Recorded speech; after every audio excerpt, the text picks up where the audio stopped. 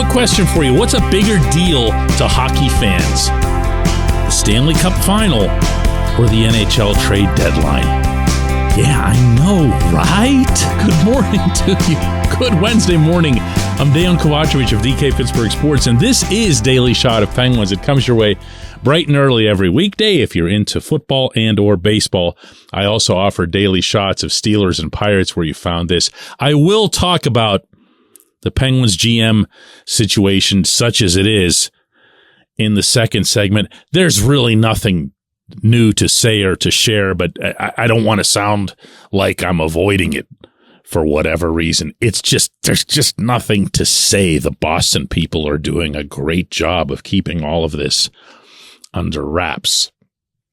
It'll be the Florida Panthers against the Vegas Golden Knights in the final.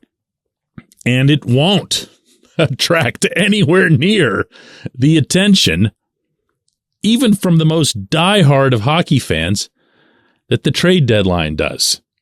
I'm not saying that because it's the Panthers and the Golden Knights. I'm not saying that because it's two teams that are based in the South.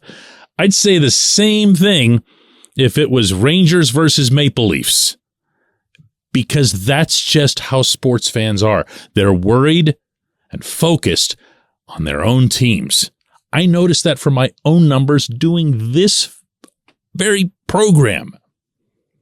As soon as I bring up something that has nothing to do with the Penguins, like this one kind of, I'll watch all of the numbers go down. And I don't really care. I'm not doing this for the numbers. I'm doing this because it's a fun thing to do. But I got to tell you, I think this could be a really, really good final. And I'm prepared on this morning to share with you a twofold prediction that I've got. No, three. Is it threefold or do you say three-ply? What is it? Whatever it is. 3 levels of predictions for these finals. Number 1 is that game 1 will go to Vegas, and everyone's going to be like, oh, see, here they go. This is it. The Panthers and their Cinderella, whatever, slippers are turning into pumpkins or whatever the analogy is. And that's actually not going to be what happens. As anyone who's played hockey at any level can attest, there is no faking your way through practices and simulating games, never mind games in a Stanley Cup Final. That long, long break that Florida will have had is going to hurt them in game 1, whereas the Golden Knights, even though they're getting a pretty decent break of their own, are going to end up still feeling that fire from the Stars roaring back in that series and having to finish them off. That's not where Florida is going to be, and they won't have their legs, and they need their legs to move all that bulk around. Number 2, it won't matter because the Panthers are going to take the Stanley Cup. The Panthers are going to win the Cup for the first time.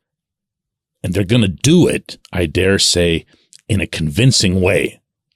Because the other thing to which hockey people can attest when it comes to long breaks is that they're absolutely awesome for rest, recuperation, even rehabbing injuries. Some of these guys play through the most ridiculous things in a final. Those of you who remember my reporting from Nashville in 2017 will recall that I actually went around the ice, and with each person that I interviewed, I'd also ask, hey, was there anything wrong with you? And in Ian Cole's case, it was his parents who told me, go ask Ian everything that's wrong with him. So I went and did that. And Ian's answer was, I don't remember exactly, but it was, he had 2 broken ribs, something with his wrist. I don't recall exactly what it was.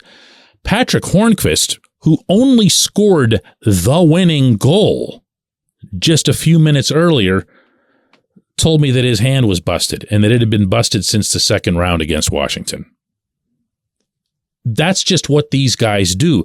If you give them a week and a half off, if you give them time to mend, remember that the Panthers most talented player, probably, with apologies to Matthew Tkachuk, overall is Alexander Barkov, and Barkov got hurt late in the Eastern Conference Final. Came back for the clincher, but he got hurt.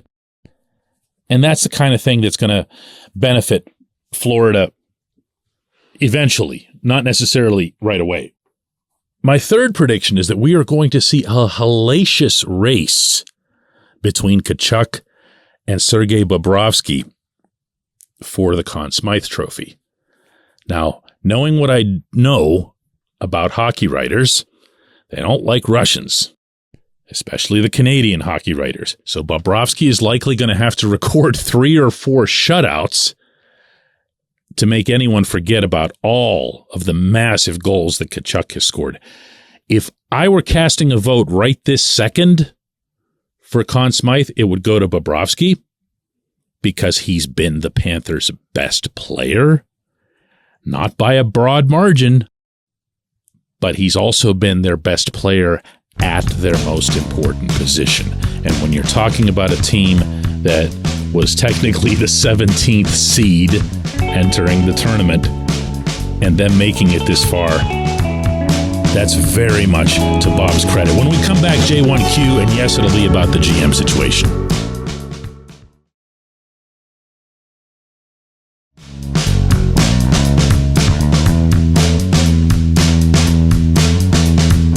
Today's J1Q comes from Dave, who asks, DK, I'm thinking that Kyle Dubas has already provided his answer to the Penguins by his silence. If you need a week to make a decision, then I think that says a lot. Dave, there's a lot of assumptions in your question, and I understand why. I'm not criticizing you for it, because that's all anyone's got. As I touched on in the opening segment, the Boston people, meaning Fenway Sports Group, are doing a spectacular job of keeping all of this, under wraps. The truth is, the hard, cold, indisputable fact is, at this moment, we don't know anything other than what it is that we actually know. To my mind, the last thing of substance that anyone's reported came from Taylor Haas of our site last week when she found out that Dubas was meeting with Sidney Crosby up in Cranberry at the practice facility, staying there until very late at night. That was now 8 days ago. In almost every other case of every other either report or casual tweet or something that was just mumbled as a guest on somebody else's talk show, and that happened last night too, it's being hedged and couched like crazy. I'm in this business. I know what hedges and couches look like. And when you hear people, reporters, using terms like I think, I believe, I'm hearing, I've been there, I still get there, it means you got nothing, okay? It means you got nothing that you can go to town with. Because, and let's be real here, the other thing that nobody's heard from any direction at all is what about Matthew Darche?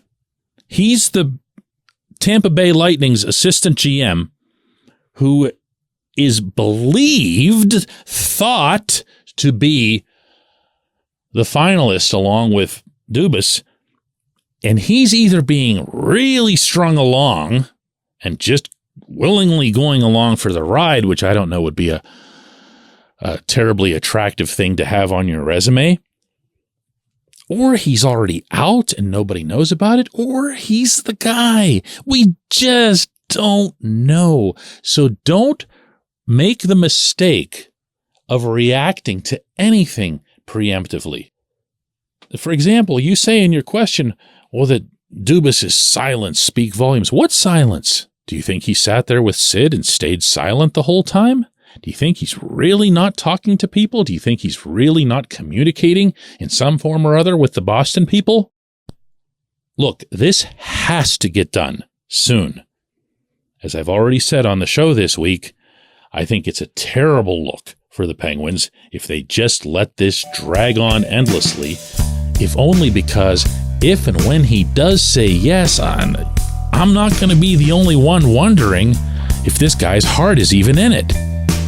But hey, we'll see. Maybe it's today. Maybe it's today. I appreciate the question. I appreciate everyone listening to Daily Shot of Penguins, and we'll do another one of these tomorrow.